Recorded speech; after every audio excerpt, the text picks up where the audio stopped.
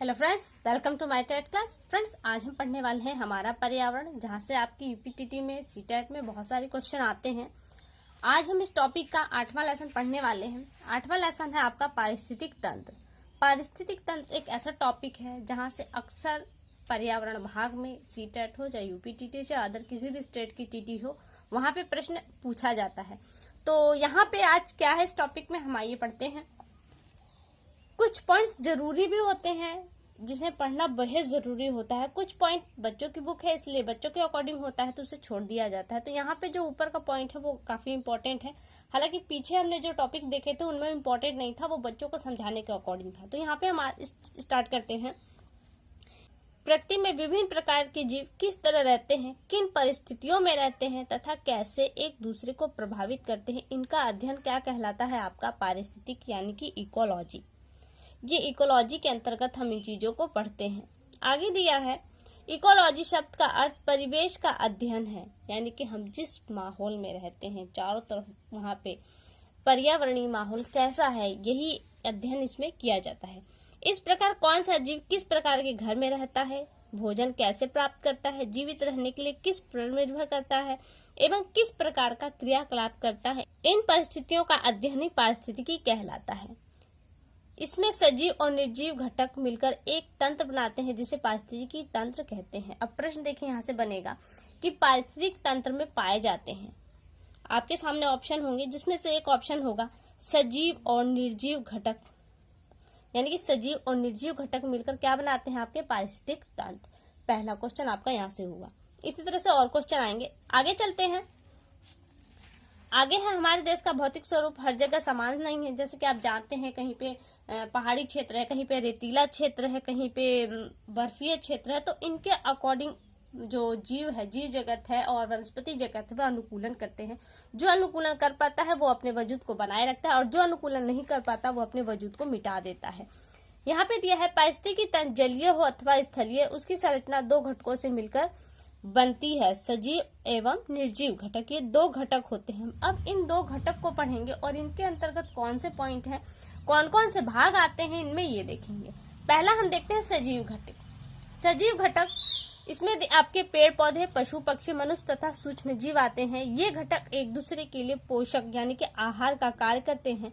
पोषक के आधार पर सजीव घटकों को 3 श्रेणियों में बांटा गया है। कह रहे हैं पोषण के आधार पर एक दूसरे पर डिपेंड होते हैं। हम पढ़ेंगे तो हमें क्लियर होगा। और इसके जो घटक हैं वो 3 घटक हैं। एक पहला घटक आपको दिया है उत्पादक, दूसरा उपभोक्ता और तीसरा है अपघटक। तो पहले हम उत्पादक देख लेते हैं। जो सजीव घटक अपना भोजन स्वयं बनाते हैं, जैसे कि पेड़ हैं, और ये अपना भोजन स्वयं बनाते हैं, इसलिए इन्हें क्या कहा जाता है, स्वपोषी। आगे देखते हैं। उदाहरण में आपके पेड़ों को दिया गया है। आगे है इसमें उपभोक्ता। उपभोक्ता जो जीव भोजन के लिए प्रत्यक्ष अथवा अप्रत्यक्ष रूप से उत्पादक यानी कि इन पौधों पर निर्भर होता है, उन्हें उपभोक्ता कहते हैं। भोजन के लिए दूसरों पर निर्भर रहने के कारण इन्हें परपोषी भी कहा जाता है। अब इस उपभोक्ता को भी 3 भागों में बांटा गया, प्रथम, द्वितीय और तृतीय। पहला है प्रथम चरण उपभोक्ता। इन उपभोक्ताओं में प्रथम चरण है और ये इस प्रकार के जो उपभोक्ता है वो डायरेक्ट पौधों को ग्रहण करके अपना जीवन को व्यतीत करते हैं। जंतु भोजन के लिए सीधे उत्पादन अर्थात हर पौधे पर निर्भर रहते हैं। प्रथम चरण के उपभोक्ता कहलाते हैं, जिसमें मनुष्य, गाय, बकरी, हिरण, खरगोश आदि। यहाँ पे मनुष्य अपवाद में आ जाते हैं क्योंकि मनुष्य मांसाहार भी है, वो मांसों का भी सेवन करता है। अब ये हो गया प्रथम चरण के उपभोक्ता। द्वितीय चरण के उपभोक्ता की बात करें तो जो जानवर शाकाहारी जंतुओं का शिकार करके भोजन प्राप्त करते हैं वो आपके द्वितीय चरण के उपभोक्ता कहलाते हैं। जैसे शेर, चीता, भेड़िया आदि क्या है, ये बकरी यानी कि प्रथम चरण के जो उपभोक्ता है इनका शिकार करके अपने भोजन को प्राप्त करते हैं। तृतीय चरण उपभोक्ता, इस प्रकार द्वितीय चरण के उपभोक्ता अर्थात शेर, चीता आदि को मृत अवस्था में भोजन के रूप में ग्रहण करने वाले जीव तृतीय चरण के उपभोक्ता कहलाते हैं और ये मृत जीवों से अपना भोजन प्राप्त करते हैं, इसलिए इन्हें अपमार्जक भी कहते हैं।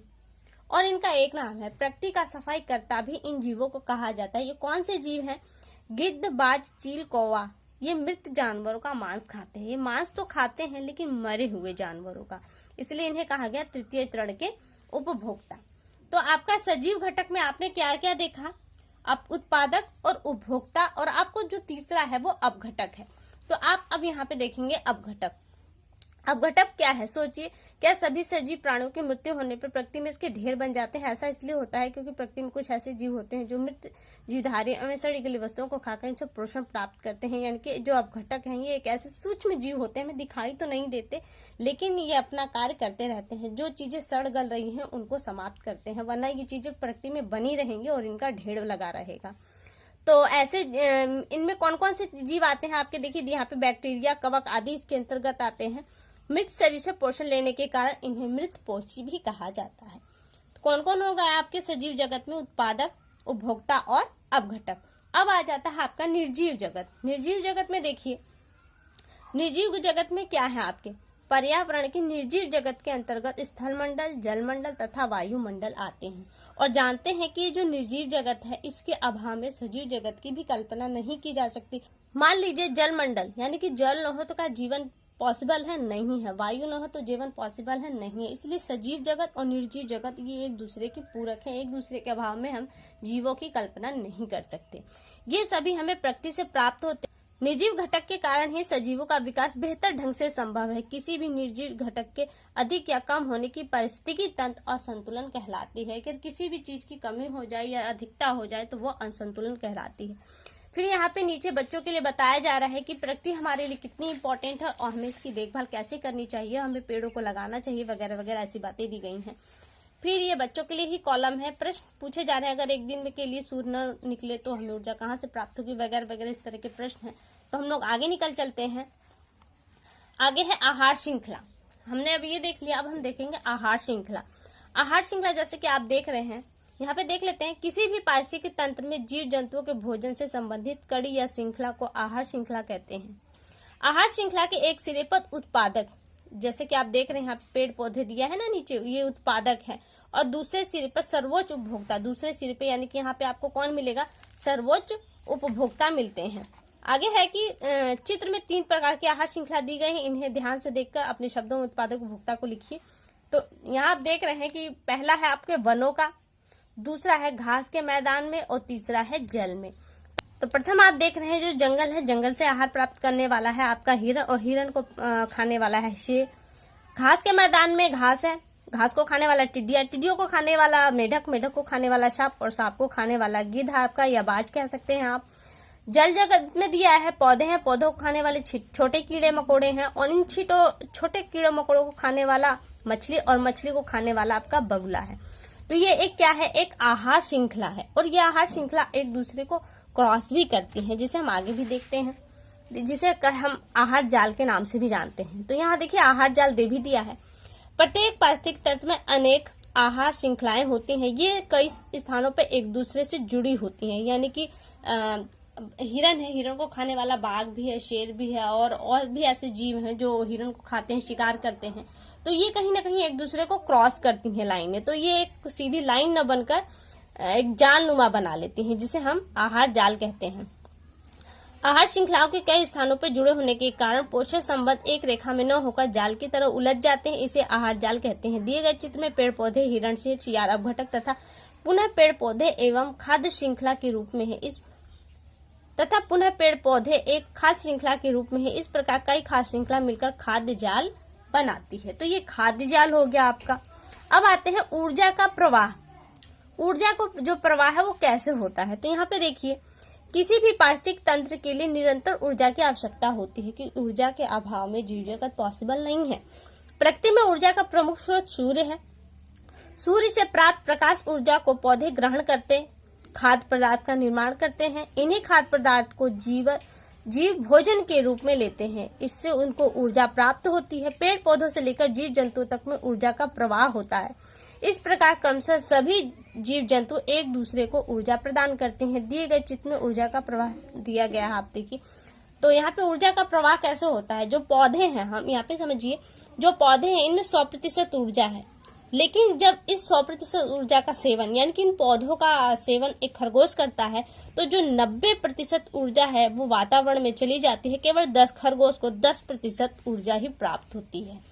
अब खरगोश में हम कहें कि 100% अपने आप में ऊर्जा हो गई है, लेकिन इस खरगोश का जब सेवन मान लीजिए शेर कर रहा है, तो शेर को खरगोश का 10% ही मिलेगा, बाकी 90% क्या होगा, वो वातावरण में चली जाएगी। तो यहाँ पे क्या है, 90% ऊर्जा वातावरण में चली जाती है और अगले जीव को केवल अगले पिछले वाले जीव से 10% ऊर्जा ही प्राप्त होती है।